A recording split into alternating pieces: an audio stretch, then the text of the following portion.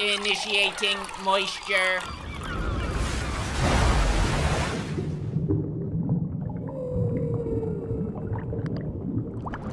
Welcome to the Moist Meter. Today we're taking a look at A Quiet Place Part 2. Typically when you hear of a sequel being made, you roll your eyes and you go in there kind of excited but expecting it to be worse than the original. And especially when it comes to a horror movie sequel, you're 100% expecting it to suck fat asshole, just some straight dog shit.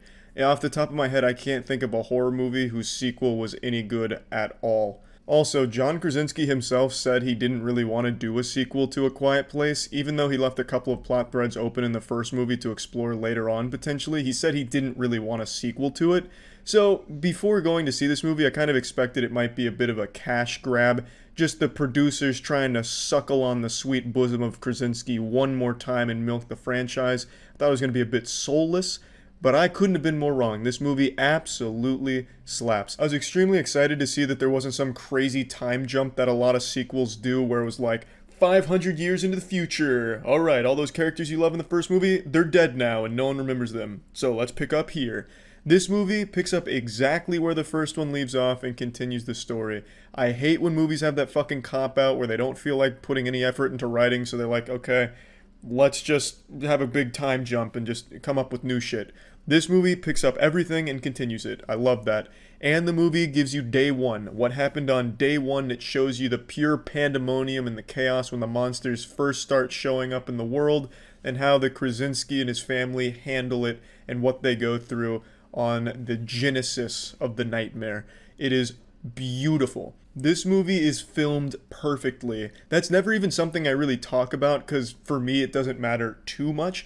But in this movie it is so clear to even a fucking dummy like me that Krasinski is a significantly more talented director than pretty much everyone else in horror right now. In pretty much every other horror movie, the focus is on the creepy shit like, oh, look at this monster we made. There's blood in its teeth because it just ate a person. How gross. But in A Quiet Place Part 2, the focus is, look at how the people are responding to the shit here. They're always like the actual focus of every shot. The monsters are there, but they're not just like the entire camera, right? Like it doesn't just glue to the monster to make you feel uneasy. It's showing you all the characters trying to survive. So for example, like in the day one scene, the monsters chasing people around, slaughtering people left and right, and instead of like showing gore and guts, intestines, bowels, titties, assholes flying all over the place, it instead focuses on you watching Krasinski and his family trying to survive it, which is a lot more powerful. So you'll see the monster doing all these things in the background as the family's trying to get away from it and survive, and I think that's so much more effective at building tension, and I could really appreciate that. The whole movie does a great job at building tension, but I do have to say, I think the first A Quiet Place did it better. The difference between A Quiet Place 1 and A Quiet Place Part 2 is in the first one, the tension is built through not understanding the monsters yet. You, as the viewer, haven't really seen what they're capable of doing. You haven't been acclimated to the environment. It's all foreign.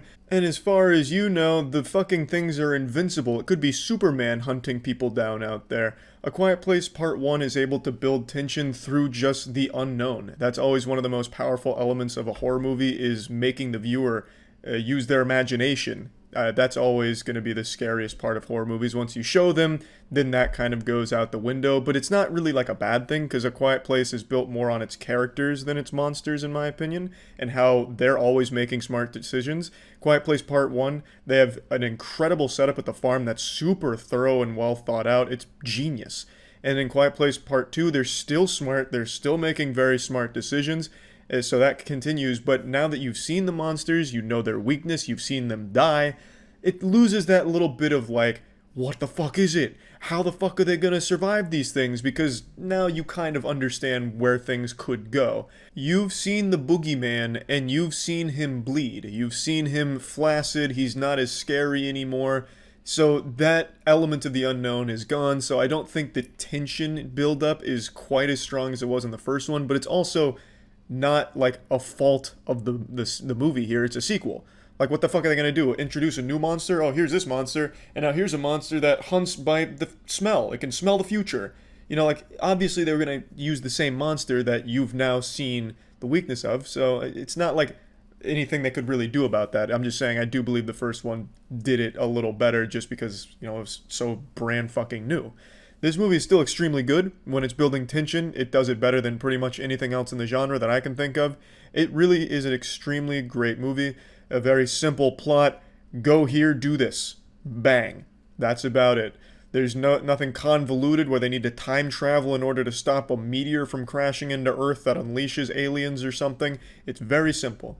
And I think that works really well because then you just get to go on this journey with the characters that seems like a pretty fucking tough journey, considering if someone so much as sneezes or farts along the journey, the monsters come crashing in. At any point that you hear sound in this movie, you can expect a monster to just fucking parachute in, ready for action.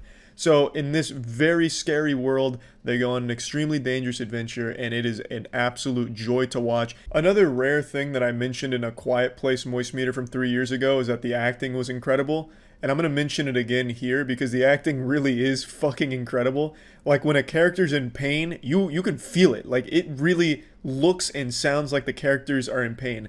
Most of the movie is silent, obviously, because they don't want to all just get mauled by these monsters. But sometimes pain happens along the way. Someone steps in a bear trap and they're fucking screaming and wailing, sweating, and it really looks like someone actually stepped in a bear trap.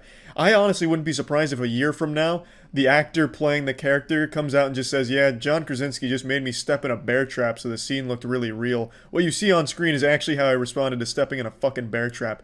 Like, it is really, really, impressive how well these characters deliver their performance. Like, it sells it, and it really brings the movie up. And really, the whole movie's just great.